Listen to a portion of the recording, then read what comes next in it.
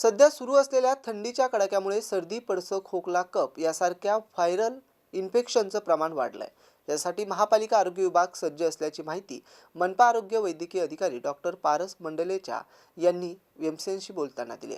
थंड वातावरणामध्ये लहान मुलं आणि ज्येष्ठ वयस्कर नागरिकांची काळजी घ्यावी असं आवाहन देखील त्यांनी यावेळी केलं.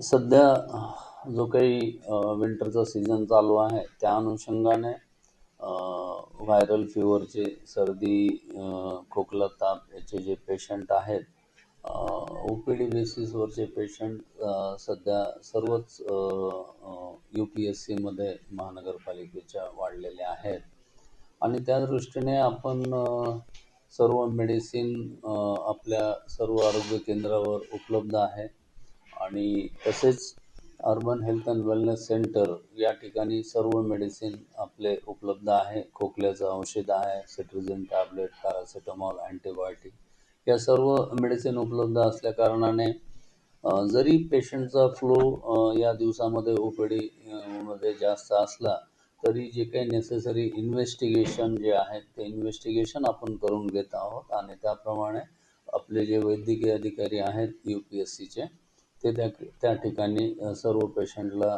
ट्रीटमेंट करत आहेत.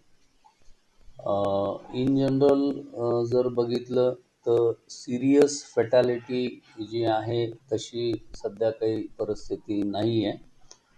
जे काही व्हायरल फीवर आहे 3 ते 5 दिवस पेशंट सिम्प्टमॅटिक असतो आणि सर्व जनतेला सुद्धा आव्हान आहे की त्यांनी असं जे काही सिम्प्टम्स आहेत त्याच्यासाठी मनाने मेडिकलवरनं घेऊ नये.